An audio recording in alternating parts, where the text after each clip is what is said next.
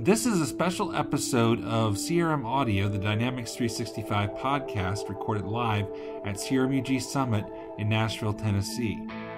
In this episode, the tipsters reveal Tip 1000, and we hear from many of our CRM Audio hosts, including Joel Lindstrom, George Doubinski, Shawn Tabor, Matthew Anderson, Derik Bormann, and Scott Sewell. This episode is sponsored by KingswaySoft.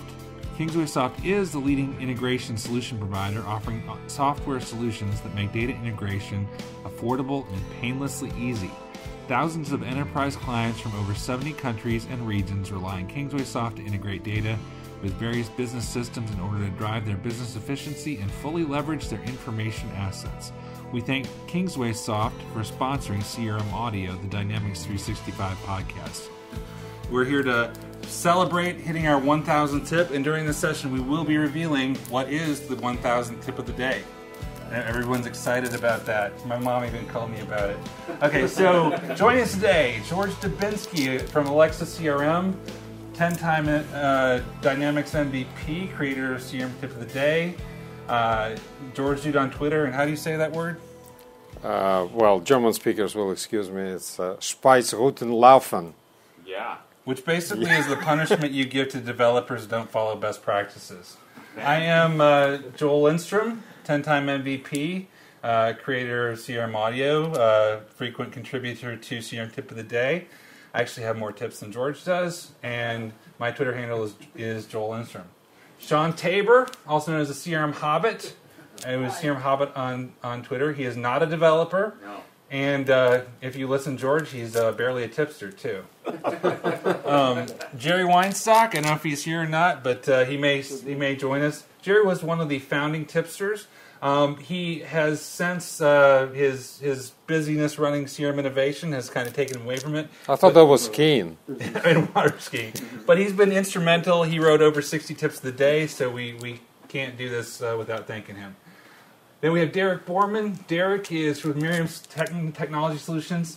Derik Bormann on Twitter, and he is the voice that I hear inside my head when I use CRM, because every training video out there, including our 70-some Tipster's Guide to videos, have the voice of Derik. So as you go and use CRM, he's the voice you hear in your head. Scott Sewell, a.k.a. Captain Red Laces, 9-time Dynamics MVP, and host of the Power BI More and More podcast on the CRM Audio Network. He uses Power BI to report on his extensive collection of red shoelaces. And Matthew Anderson with RBA. He is Mr. Productivity, Mr. CRM Jedi, and he does the podcast and Implement This podcast. He does not think naps are productive. I disagree.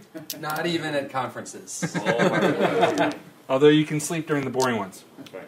A little bit of the history. So this all started in 2013. It's hard to believe we've been doing this for 4 years now. I never thought we'd make it past 2 years or even 1 year, but I gave it 3 months. So. You know, if you do something, you keep doing it. Either you're dedicated or crazy, and we might be a little bit of both. But it was at CRM at MVP Summit 2013 when George said to me and others, we should have a daily CRM blog. Now, it had been done. I think Visual Studio had a daily blog that somebody did for a year. Now, Office did it. They call it Office Tip of the Day, but they did it like once in a while. It's just once a day, but they're not saying which day. So. But they gave up after a while. So, so thought that was good, and so joined with him along with Jerry, and I think Gus did a couple of tips early on. Yeah. And then they realized that we're serious and dropped out. Yeah. So we've been going now for 4 years, and we're at our 1,000th tip. Want to call out, we'll look at some stats here. I want to call out Derik, because Derik, who's an MVP, he's a baby MVP. He was just awarded this year. But Derik has started doing these Tipster's Guide to videos, which you haven't seen it. They're great. They're short snippet 5-minute videos. And just about everything I've learned from the new functionality released in the last year has been from a Derik video, or at least part of it has been. I credit him for some of what I'm presenting tomorrow with Voice of the Customer. Mm-hmm. And so we added it up, and Well, he hasn't had the most tips. His probably took the most time to create. And they've also been the most popular tips. So George added up, and you can see on YouTube how many minutes have been spent watching these videos, and there's been 900,000 minutes watched, which equals 15,000 hours or 625 days. So if you go with a minimum wage of $7.50, basically $108,750 has been wasted, but watching. But now, if people were working at minimum wage instead of watching this video, now those people don't have minimum wage jobs, so it's been an investment. Right. I call that an ROI. That's right. All right, so let's look at some other stats. Number of tips. We got Jerry at around 60. We got Derik at 70, but again, his are the most popular. Tip jar, which is people sending in tips, that's 170. I can't even read my numbers here. 165. And we got George at 337, and I am at 354, which makes me the chief Twipper, whatever you call it, and tweeter. Okay. So, but again, we did it for fun. So, I should have a drum roll before this, but our tip 1000 is how to close a phone call. So somebody asked me one time, how can we automatically close phone calls? We expecting users to hit the close phone call button, that's a lot of work, and nobody wants to do that. So how can we automate that and do it right? Now, I've been reading the biography of Theodore Roosevelt, and if you read it, he's all about strenuosity and doing things hard. So it's like he said, far better dare mighty things win glorious triumphs, even though checkered by failure, than to rank with those poor spirits who neither enjoy nor suffer much, because they live in the gray twilight that knows not victory or defeat. So when you just press the button, you are in a twilight. It's a great exactly. Twilight. We don't want to close phone calls in a mediocre way. We want to do it right. Exactly. So we present how to close a phone call the hard way. All right, so first of all, when the user is done with the phone call, they create a note against the phone call, and the subject line needs to say, "I'm done." The workflow triggers by the number being created, and it looks for the check condition subject with the line, "I'm done," because you don't want this firing for every single note that you create. That would be bad. And then that creates a task record. The task being created triggers a Microsoft Flow. Microsoft Flow updates Facebook with "just got off the phone." The Facebook updates triggers an if this then that rule. IFTTT adds a row to a spreadsheet in Dropbox. And we don't want to we realize not everybody lives in the Microsoft world. People use these third-party tools, and Microsoft has opened up the door with Flow and other tools to use these. So we don't want to limit ourselves just to Microsoft tools. And then the spreadsheet, of course, update triggers Zapier to send an email to, and we have a special phone, you have to set up a special Exchange mailbox, close phone call at yourcompany.com. But, we don't want so then that sends, of course, to the forward-in mailbox, and Dynamics 365, using an auto case creation rule, picks up the message and adds it to a queue. And the case creation rule converts the email to a case. SLAs are used, of course, to escalate the case to an escalation queue, which triggers a workflow. The workflow creates an announcement record. Now, I should mention, those are being deprecated in a future release, so we'll need to update this with maybe tip 1500, maybe. And then, George stepped in and said, we need some developer bling on this. So, George, then what happens next? Yeah, okay. So the announcement record plugin pushes announcement to Azure queue, Service Bus queue. Then we, of course, pick it up from that queue by Logic Apps. So Logic Apps listens on that queue and sends SMS message using Twilio. Now that's the kind of stuff that you could use a flow for that, but real developers sneer at flow. Right. So real developers, of course, use. No, we need SLAs. We need proper monitoring on this stuff. You want to make sure when you're closing a lot of phone calls, you don't overload flow. Correct. Yes. Okay. Or you run out of money on flow. Exactly. And then the message is picked up by Azure Function. Yeah, come on, go on. That's dev stuff. You wouldn't understand anyway, so just keep going. Azure Function signals a listener, so you need to run a special small program on your client machine that sits there and listens. So Azure Function would signals a listener on the client machine, and then this listener, what do we do then? It kicks in UI automation. Oh yeah, we thought we'd use UI, the latest and greatest UI automation tool that allows basically you to drive UI of Dynamics 365. So it literally plays the role of the user, so you don't have to sit in front of the computer, and it finds this announcement, so opens up, finds this announcement, and deactivates it. So then back to kind of. Yeah, you want to make sure. Yeah, then it is back to non-developer. Yeah, land. so then that deactivated announcement triggers the workflow, and the workflow closes the phone call. So there you have it. How to close the phone call in 21 easy steps. Yes.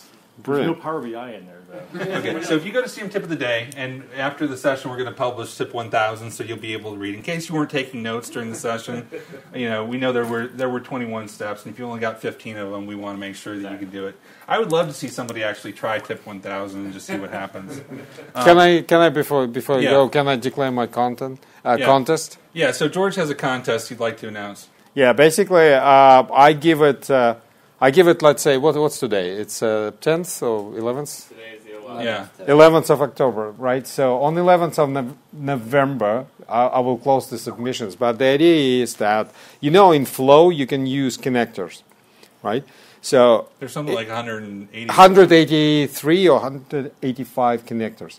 So the contest is to create a working flow, so it needs to flow, right, so to speak, that utilizes as many connectors as you possibly can. Is there a minimum number of connectors? No, it doesn't matter. Doesn't matter. The winner is the one who creates the flow with the most connectors, and I will pay. And I'm saying it sort of live and on the record, $1 per connector. So if you manage to create 150 connectors flow, then I'll give you $150. But it's only the winner. You're only paying the Only the winner. Yeah, I'm not going to pay it to everyone. So next question: does this all have to be self-contained in one flow, or can you have a flow that calls another flow? I'll give that. Okay. Flow can call another. You may hit the limit. The most interesting thing, I'm trying to find the limit, how far you can push flow.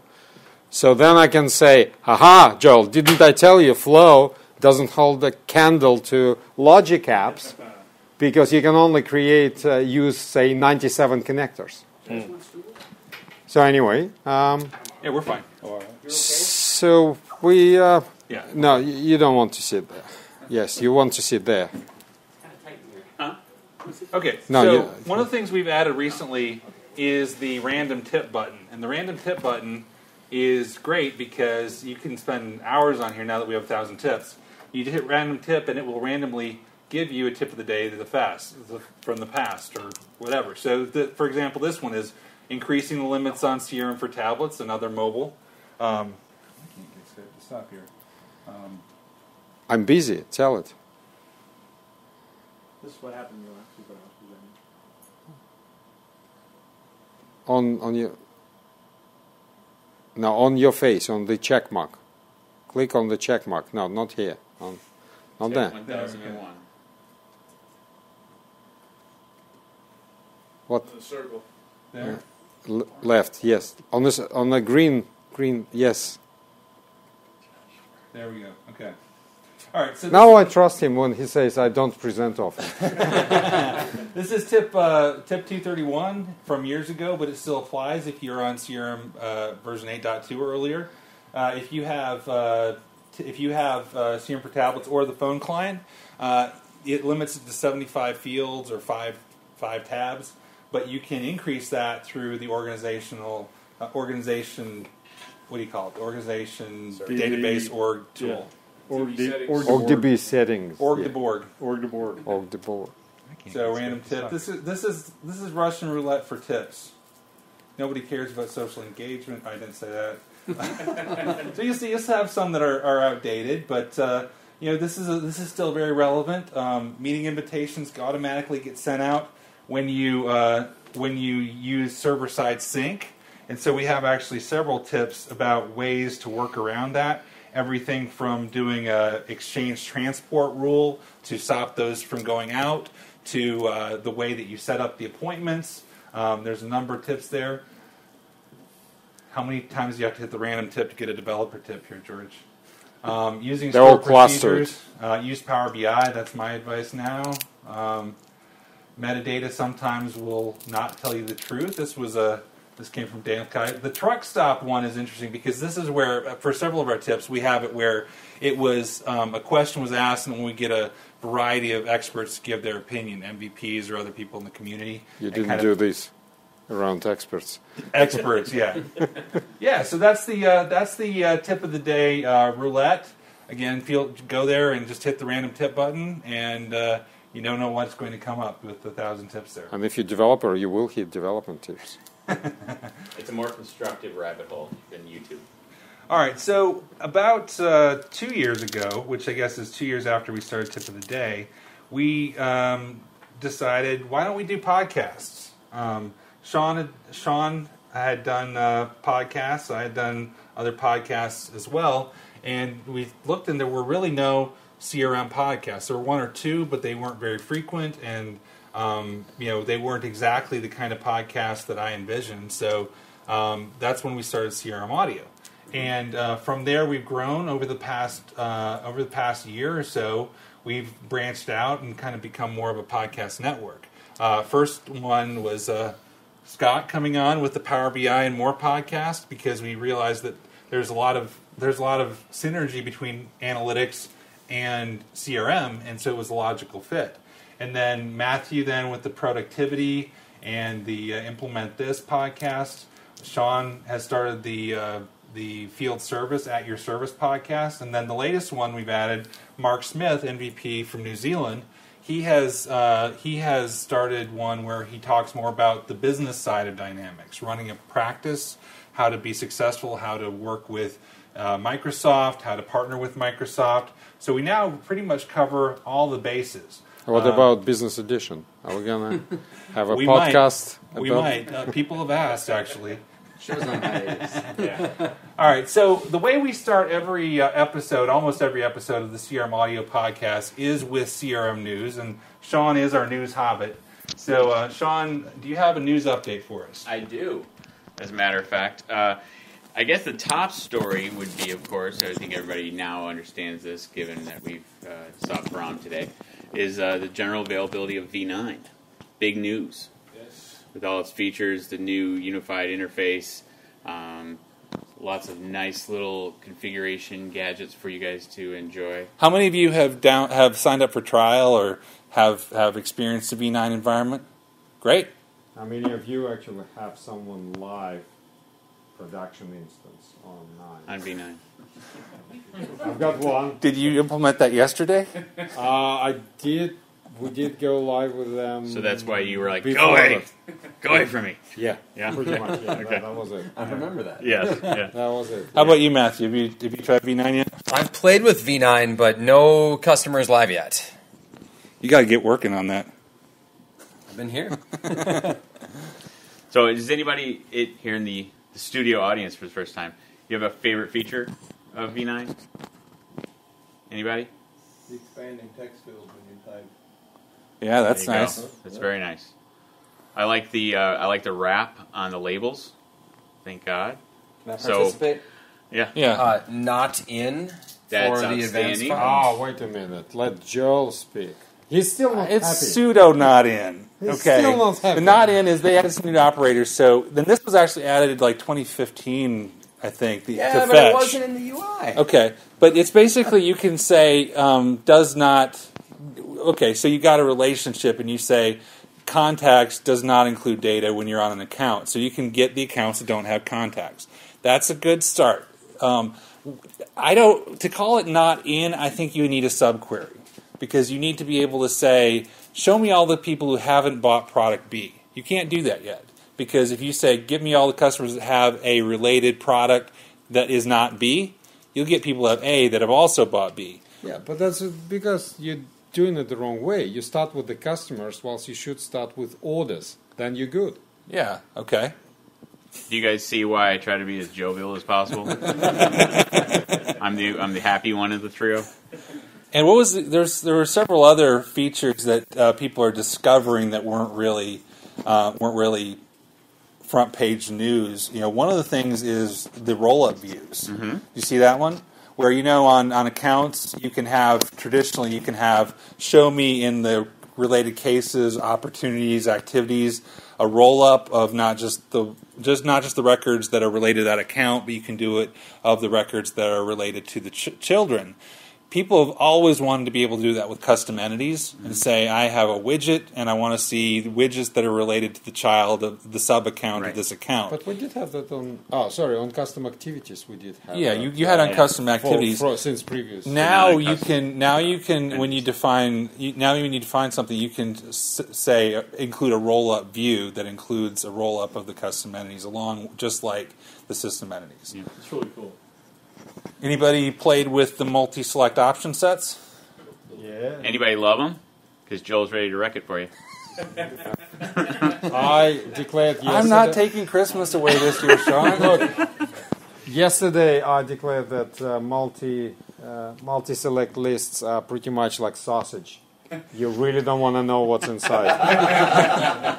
Or don't talk to your DBA when you use them. Exactly. Yeah, so just enjoy them. Yeah, no, they're good. They're good for what they're good for. The limitations are they have limitations with workflows and business rules. Okay, but you from can now on, that's going to be our motto. Yeah.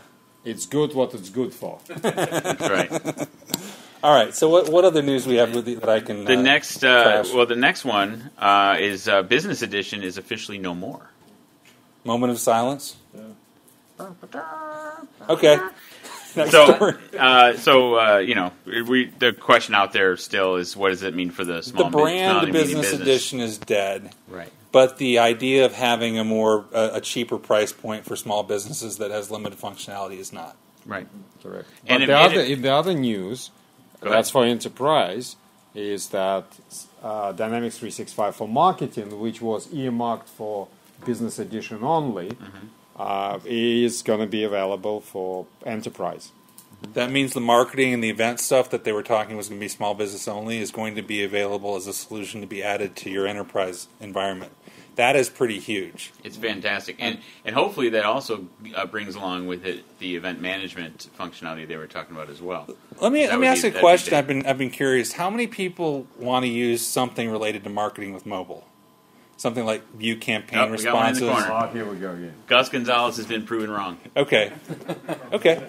And since the new solution will support the UUI supposedly, then there's no reason we see why it shouldn't work with mobile. We hope. Right. Okay.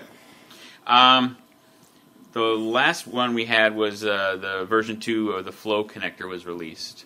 Okay. And given George's contest, you might want to look up on that. And the big thing here is this, along with V9, opens the door to in-context flows. Right. What I mean by that is you've always, since Flow's been released, you've always been able to use Flow with CRM. So when I create a record, for example, I have one that I created a long time ago. When a task is created and assigned to me in CRM, it creates a Wunderlist task for me. Mm-hmm. But the difference here and what you couldn't do is have something in context of a specific record. This is the equivalency of an on-demand workflow with Flow that says for this specific record, trigger this on demand. And if you look in V9, there's a flow menu on every view and every record that gives you the capability, if you have an in-context flow, to run it in context with one record. Now, here's a question: have you played with? Can you trigger a flow on multiple records at the same time? I believe you can. Yes, it will run. It should run multiple flow. It didn't occur to me. I was so mesmerized with a different feature of that implementation that you can actually add, when you define in a flow that is in context, you can add extra prompts for the user.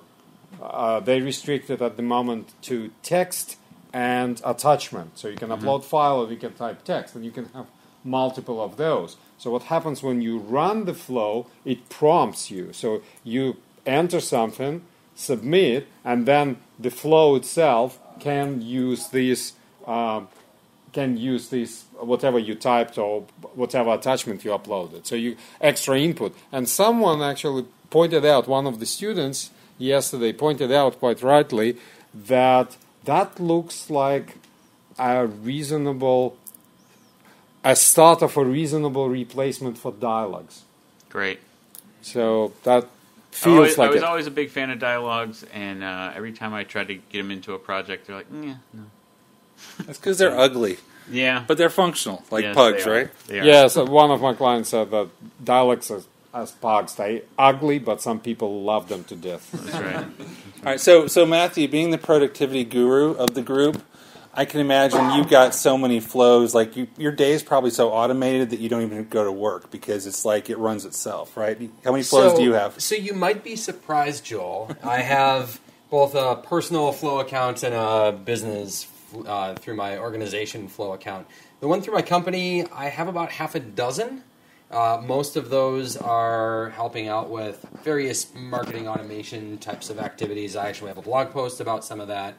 But the personal side is more of a playground for me, where I don't have an accurate count. You didn't give me a heads up that we were going to talk about this. But I probably only have maybe one or two of them active right now. And they're both the button on demand, so I can push a button and make a thing happen.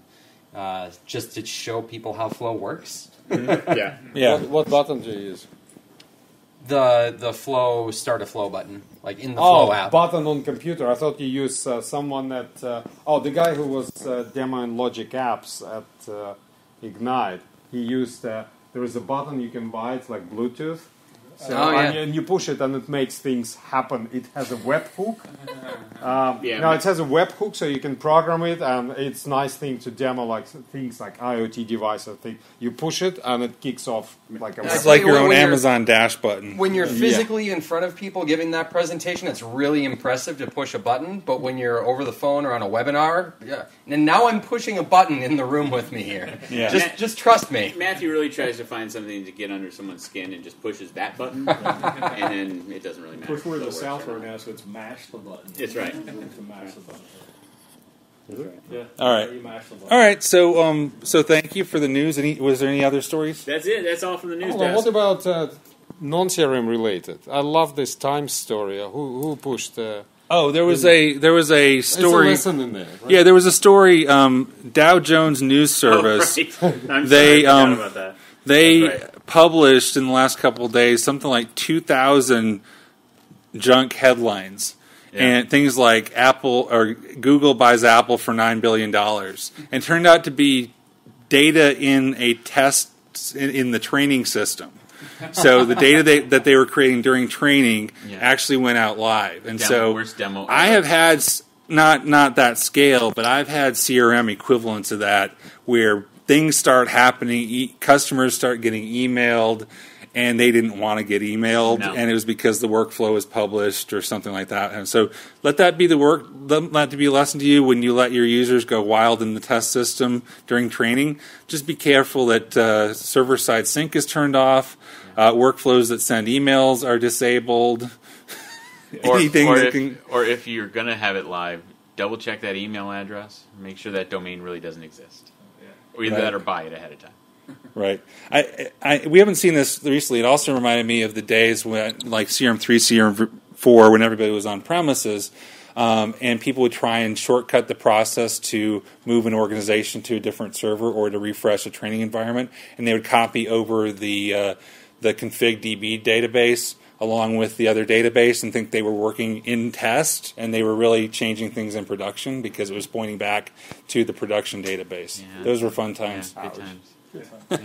But that's all from the news desk. All right, so we have been blessed to have some great people, join the network and come on board here. And so what we want to do is have kind of a mini version of what we do on our podcast. And so we're now in the Power BI and More podcast part. This is the part for the smarter people.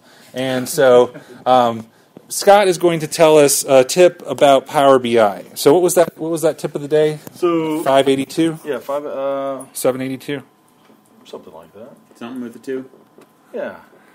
more or less, 782. Just keep hitting the random tip button. Yeah, until keep you get random. there. Eventually roll over to it. So this one. So you notice something I did? So I'm sure you've learned the tips by heart. You can actually type the number in the search bar, and it will go to 782. So Only 782. It only works for 782. 782. But. So this one is really who else using Power BI already in your environment yet? Handful. Okay, maybe want to exploring, looking at it. Okay, sure. One of the nice pieces of pulling CRM data into Power BI, it's great because of a lot of advantages of the way you get it in there. One of the nice deployment tools about it is when you get to the point where you filtered using Power BI down to a handful of records, but you'd like to then go see what the corresponding record is actually in CRM, you can use this hyperlink. If you'll scroll down just a little bit, about halfway down, it's where it says opportunity link. There's a format that you can follow that you can embed in a link inside of Power BI that will then allow you to click from Power BI and open up the corresponding record back in CRM. It makes a nice round trip so that you've brought the data out of CRM, you're exploring it in Power BI, you're filtering it, narrowing it down to something you're interested in, then you can just click on that record and jump back into into CRM. Two items to be aware of. When you do that hyperlink, it's a little bit slow to open, so you want to be careful. You want to be aware of that. But then, if you'll scroll a little further down in the tip, there's a note about setting the value to be a web URL. You set in the modeling tab, and then also Ulrich gave me a comment about in the table formatting you can set it to be the URL icon. Turn that to on, and it changes it from being the long hyperlink to just two little blue chain links. Really is a nice. I think again it's a nice finishing touch so that you can explore it, bring the data out from into CRM, into Power BI, and then go all the way back in. And it's something that a lot of people love about their SSRS reports. And so bringing that in can kind of close that loop for people when you transition something from SSRS to Power BI and still have it be as functional within and dynamic within CRM. And the reason this is my favorite tip is I never can remember that URL, so I always just Google my own tip to find it. He's got 782 tattooed on his back. So if you scroll up a little bit, in that tip, just a little bit far. By the way, in the way that the blog enters it, it puts little smart quotes around it. The edge, Angled quotes. Angled quotes. You need to just put it in Notepad and change those back to normal, traditional. Generic quotes. Scott, maybe you should stop using Word as your WordPress editor. That wasn't. I think that was a blog. I actually believe Blog it's your is- fault. Okay. I'm gonna claim it on you. So no, that's anyway. But that's a really useful tool. Okay. Great. Thanks, Scott. And so, Scott's the Power BI More podcast we usually release every other Wednesday. And so we put everything on one feed just so it's easy so you don't have to follow different feeds and whatever. But Scott's Power BI More is about every other week.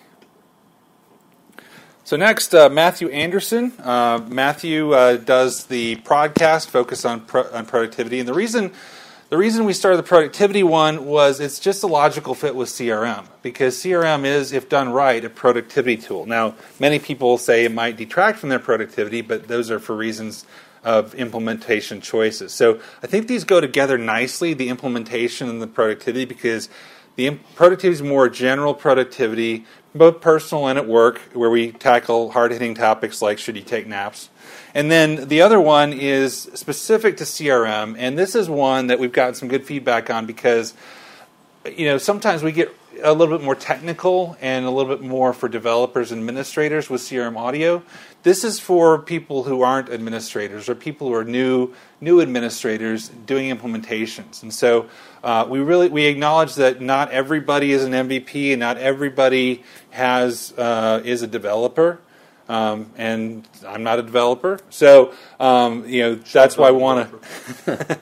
That's why we wanted to. That's why through this we hopefully are providing good content that is valuable to people. And Britta Rekstad, who's also an MVP, she does the implement this. So Matthew, you got anything productivity wise or implementation or predictive implementation wise? I'm going to start by making a comment about your setup for Scott. And this is for the smart people in the room, which of course the counterpoint to that is me, the only non-MVP in this entire crew that's talking here. So hi to all the normal folks out there, I guess. But yeah, so implement this, as he said, is all about being able to be that non-developer's next level deep in being able to learn CRM. Great way to kind of hear about what's in the platform. What should you be thinking about when you're going to implement this or that feature or function or new utility for the people in your team that you're working with? So that one's a lot of fun. We go a little bit deeper than just the basic marketing stuff. And, Britta's a great counterpoint on that because she brings a long history with Dynamics as well.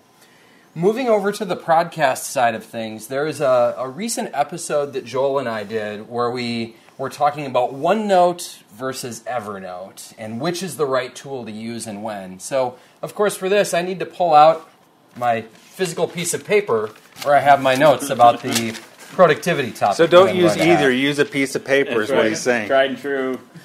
So, joking aside, the topic for this mini episode of Prodcast is there was a BBC article that was published back a few weeks ago about the concept of having a not-to-do list or a to-don't list or a don't-do list. Take your pick, take your flavor of what that's going to be. The basic concept of that being, instead of looking at the goals that you want to achieve within a certain day so you can put those really good-feeling check marks next to it, what if instead you put down a list of things that you want to avoid, whether it's mistakes or things that you know are going to be a time suck for you?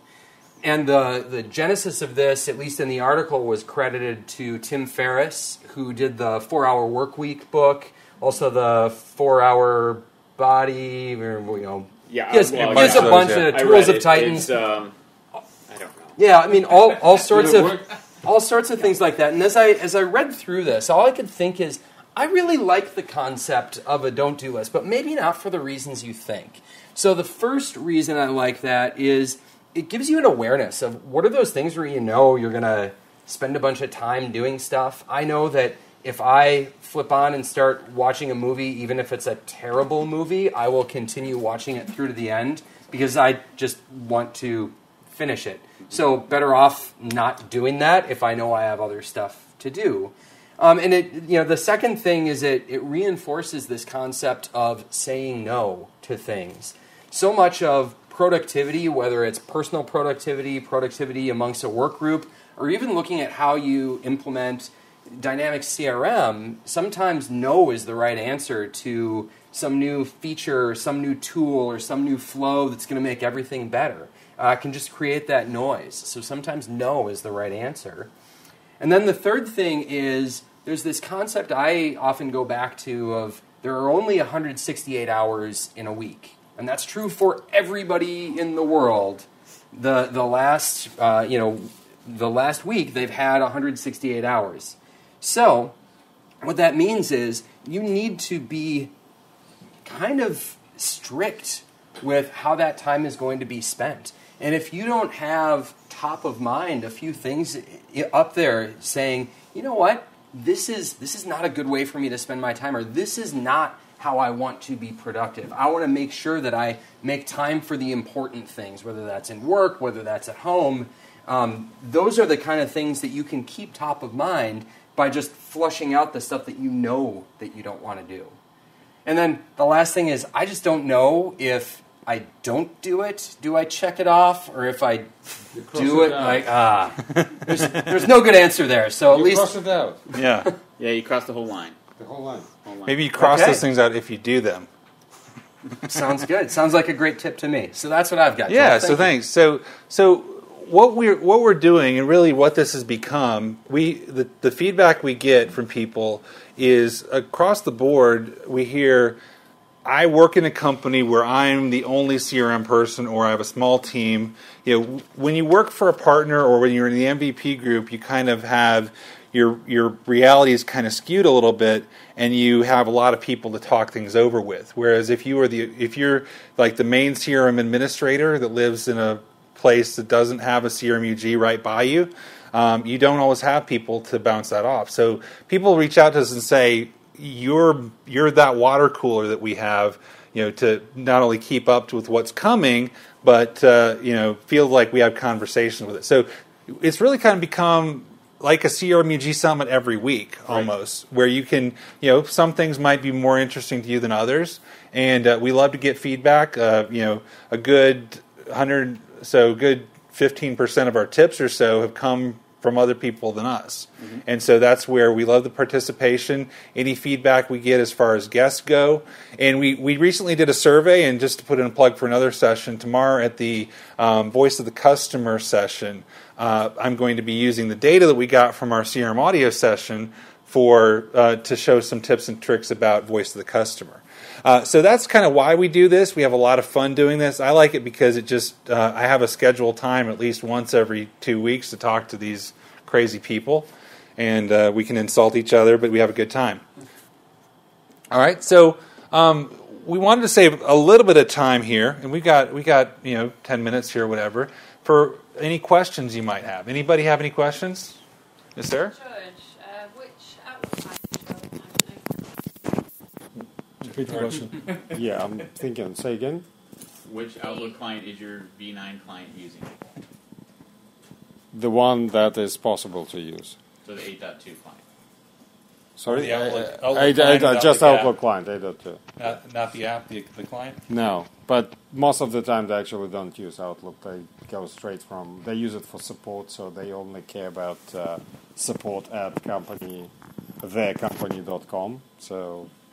And they so they're doing a lot more email to case kind of functionality with it's for support. Really, they're supporting the software, and they're doing a bit of opportunity management as well. But we'll see how it develops. Yeah, I know what it's getting at. That sneaky way to make us to bring the bad news, and the bad news is that Outlook app is not yet available. So but hopefully it will be before people get up. Before the customer-driven updates. Derik, I got a question for you. How long does the typical tipster guide to those 5 minutes? How much of your time does that usually take? Probably a couple 3 hours, depending upon. 3 hours, so 6 hours. A couple of 3. Yeah, it varies. Probably 2 to 4 hours, depending upon. So which of the new V9 features are you going to do videos about? So this week we will actually have one on the in-context flows that you were talking about. I was working on that one, so that one will come out this week. We've got, I'm trying to figure out the best way to do the multi-select pick list to actually make it more of a sausage, take it for what it is type situation. Don't look inside. Don't look inside. I've got, there's one on customer insights coming. We'll have our typical new UI, kind of moving around in the application. And then that's kind of what I've got here. I got a couple ideas based on what you guys were just talking about. And then in December, I have a very special video blend. Nice. Oh boy. Yes. A holiday present for us. What a tease. I hope so. You're either going to love it or absolutely hate it. One of the two. We'll see what happens. So, okay, what happens when you open the door? Nice. Scott, for somebody who uses CRM but doesn't use Power BI yet but wants to, where should they start? What are the best training materials out there that are free or low cost? Free or low cost training materials for Power BI? Yeah, so there's one on edX that I reference several times. If you go to edX, and it's, what is it, edx.org, I think? edX. .org. So, get your mind out of the gutter. Go there. So edX has I'm sure that's a new skill. has a really nice training series done by the people from Microsoft. They do it It gets you up and running on the basics of how to use Power BI with data sources like Excel, Access.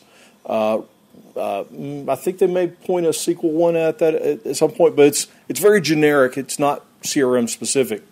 It gets you organized, gets you oriented to where everything is. It's a nice piece. The next piece would be install the CRM content pack for Power BI. It's really nice for a CRM online client. You do need an Azure subscription to go with it. But what it will do is set up the data export service, and it will set up a database for you, configure all the back and forth between the two, do all the plumbing there, and hook up a Power BI dashboard to that replicated version of your database in SQL. And if you like SQL,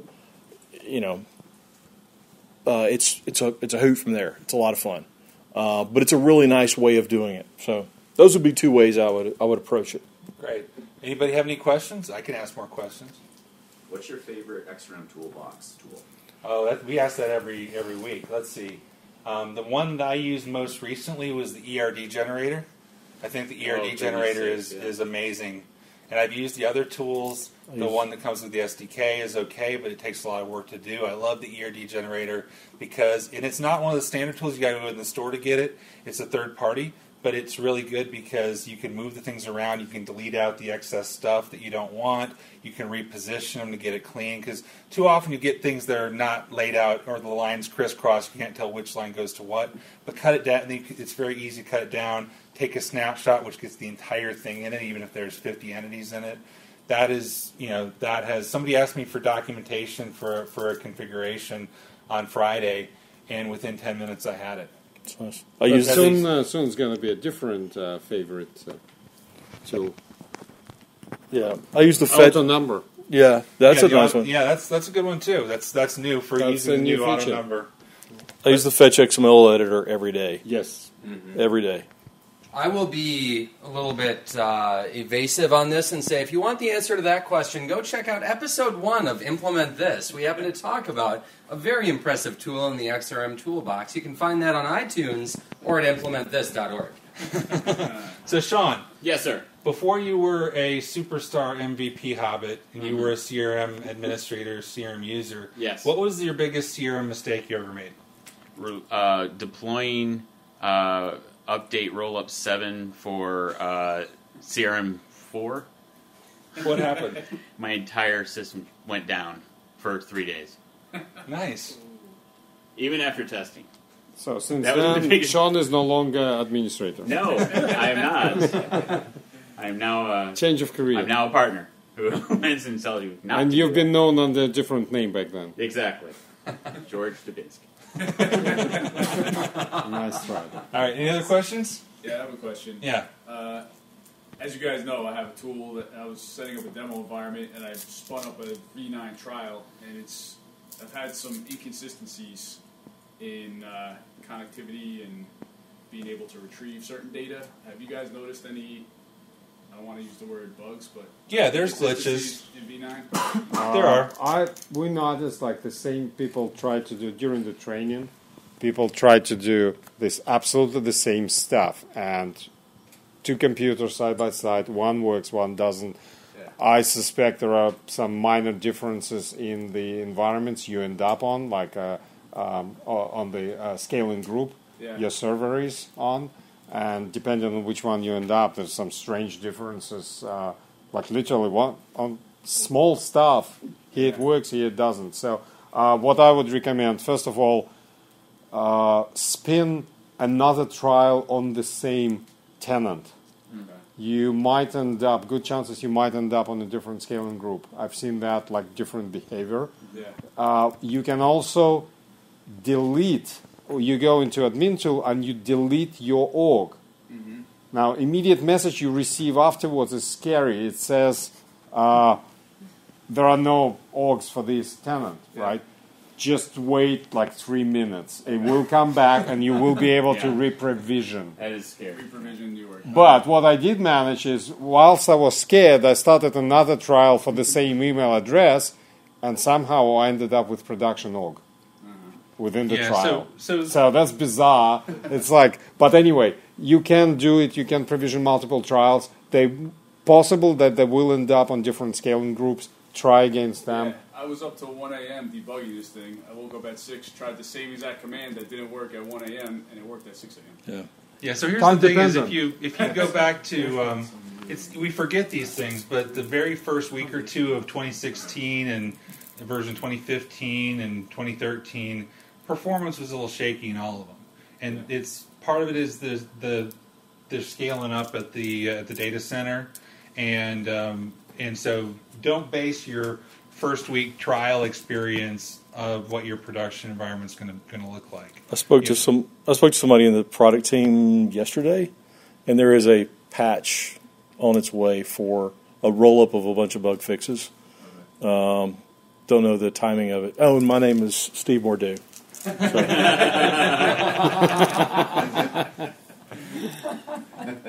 Whisper down. All right, good questions. Yes, So I realize that you guys can't speak for Microsoft, but we I'm try. just curious what your impressions are about this. So in the past, they've done a 2 updates per year cadence, and this year was the first time they sort of split that slip. Define year. Like 12-month period Is or it- calendar year? Well, however Is they it define it, Microsoft right? year or is it financial year? Microsoft years, right? However they do it. They've been doing 2 a year. Well, what you got to realize is it's always spring somewhere. You know. Yeah. So, They didn't say which my hemisphere. question though is, this year it seemed like they bit off a lot with the V9 Yeah. update. Do you see them falling back into that 2-year or twice a year cycle?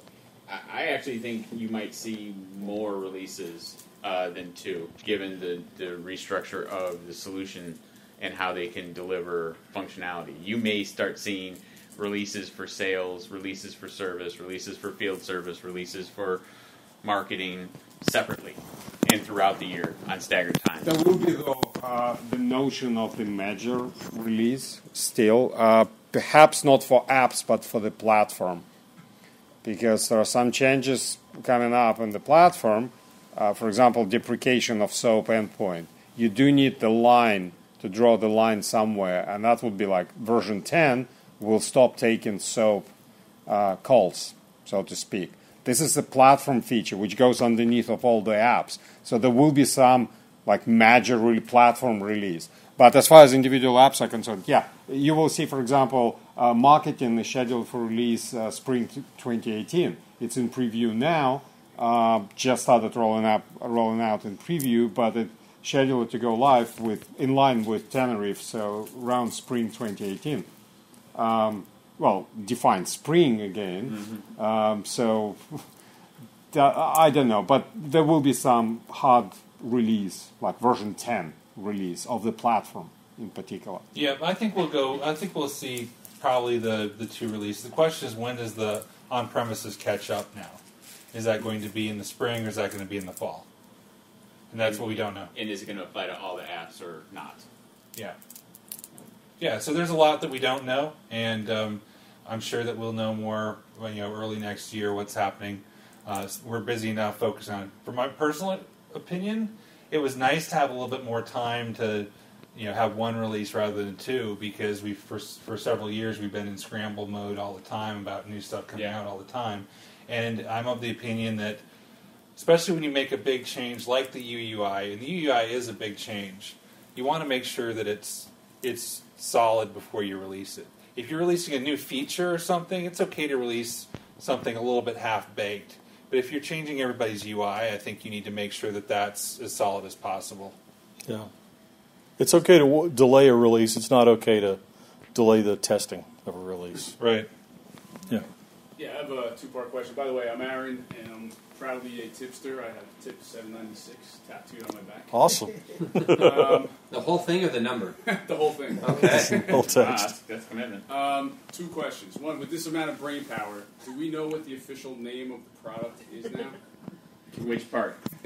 Dynamics 365 for sales, I mean customer service, I mean customer engagement. All right.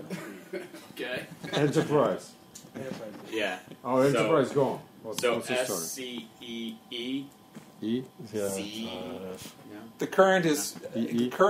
is customer engagement. Yes. To distinguish the product formerly known as CRM. Okay. And operations for AX, but they still have the idea of, depending on which you get, then the app modules, you can install a sales module or a customer service module, and you have licensing that's customer service or sales specific. So then you can say you've got Dynamics 365 customer engagement for sales, I guess. Interesting that the conversation I had about the apps model. Excuse me. And one thing is people saying, yeah, I can go with the sales app, and then there are no hard restrictions of what I can use. I can use any app. And people seems to miss the point that in some future, I don't know when, there might be restrictions introduced on using features, like by feature and by app. So you go there and it's just not available to you anymore. Okay. So people might find that sold clients $30 license and say, oh, don't worry about it. And then come next year and say, now you have to pay $120. And yes, that's for 100 users you have. Yeah. Oh boy. So, yeah, just people need to be careful and read the small print when it comes to team member licenses, particular something like portals, for example. I have a portal that runs on one team member license, and it's totally legit until the next renewal when I will need 5. We do have tip on that. So that's why he got live on V9. He has one user. One team member. 3, 5, 3. So, my follow-up separate topic is on the SDK. Is V9 of the SDK coming out? And when, behind the scenes, will the SDK start using the web API? Or has it already? Yes and no. Okay. I mean, yes, it's coming out. When? Soon-ish. Okay. As soon as possible. And does it use internally web API? Not yet. Okay. You mean XRM tooling in particular? Yeah. No, it doesn't yet. Okay. But that's the best way for people who want to make sure that their code will go smoothly into V10 when it officially becomes unavailable. Then XRM tooling from SDK is the best way to go forward. So. All right, we're at the end of our time. Thanks for your questions. Again, you can send your tips to jar at crmtipoftheday.com. Or your flow submissions. It's jar@crmtipoftheday.com.